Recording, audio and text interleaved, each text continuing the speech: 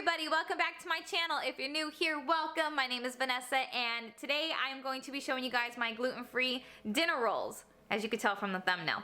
If you guys are new to my channel, I make a whole bunch of gluten-free videos, but lately I have been doing everything Thanksgiving. I am determined to have a normal Thanksgiving dinner this year, even though we're gluten-free. So if there's any recipes that you guys are looking for, go ahead and check the playlist down below, all gluten-free for Thanksgiving recipes.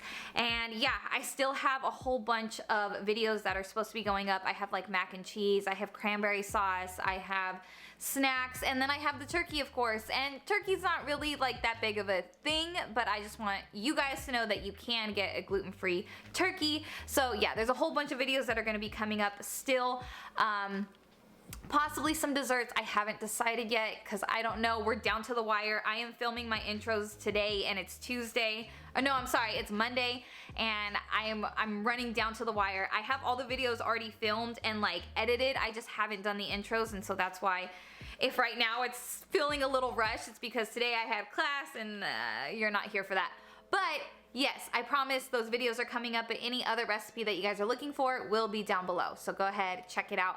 And yeah, so if you'd like to see how I make my gluten-free dinner rolls, then go ahead and keep on watching. So this recipe is going to be a little bit similar to our actual bread recipe. And to the bowl, we're going to add 1 1/3 cup of warm water. We want it to be about 110 degrees or so. And then we're also going to add 2 teaspoons of lemon juice. To this bowl, we're also going to be adding 1 egg and 1 egg yolk. And then we're gonna give it a really, really good stir, and then we're gonna set that aside, and then we're going to work on the dry ingredients. Now, I use a stand mixer. You can use a hand mixer. You can do it by hand. Just know that with gluten-free baking, you are able to overmix. I don't know the science behind it, but for some reason, we're able to overmix. So don't be scared about that. Now, into this bowl, there's going to be a lot of ingredients and a whole lot of stuff. So if I miss anything, or if you miss anything, I promise that everything will be down below, measurements and directions. But to this bowl, we are going to add 3 1/3 cup of gluten-free flour, all-purpose flour. I will have what I use down below, but I will also give you other recommendations.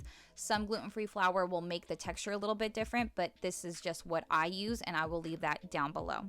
We are also going to use 1/2 cup of non-fat dry milk powder. You're gonna need this. Do not skip it. Then we're gonna need 2 tablespoons of xanthum gum. Also 2 tablespoons of sugar. Now this ingredient is really important. We're gonna need 2 1/4 teaspoons of rapid dry yeast, not active dry. We tried the active dry and it didn't work as well. We need rapid. So when you look at the packages, it'll be the blue writing, not the red writing.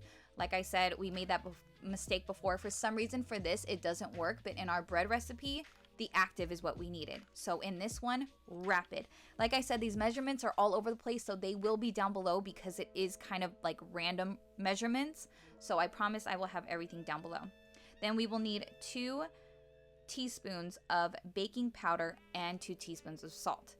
Mix all the dry ingredients together, and then once they're mixed, add the wet ingredients. Now, gluten-free baking is all really about texture, not so much about time or anything like that. So if the texture of yours doesn't look like mine, that's what we're looking for. It's kind of like a sticky Play-Doh, if that makes sense. But it's more about a texture thing. So please try to pay attention to the texture and hopefully get it to match to the texture of what we have in the video. Then you're gonna wanna get a cake pan. Now this one was a little too small, so get a little bit of a bigger one. 9 inches is recommended, but it's up to you.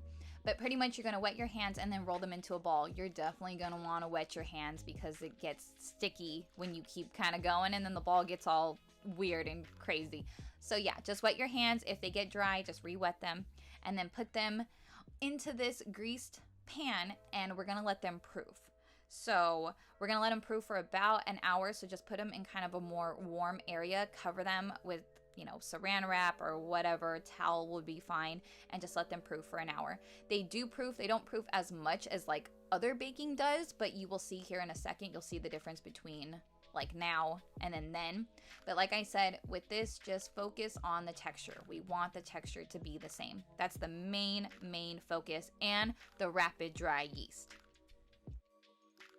And I know that I've been told before in my videos that I talk way too fast. I apologize for that. There's just so much that goes on in a short amount of time, and there's a lot of like weird ingredients. Gluten-free baking is so strange, and I'm learning along with you guys, so it's kind of all over the place.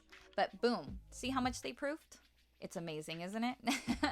But yes, then we're going to cover them in an egg wash, and then we're going to throw them in the oven. We are going to preheat the oven at 375, and then we're going to move the middle rack, or the rack to the middle, and then we're going to put them in for about 35 to 40 minutes. You guys will see the texture, boom, when it's done. Look at that. Ugh, don't you miss bread? I miss bread. With these, you won't. And you're gonna let them cool for about an hour. I know that's the worst part.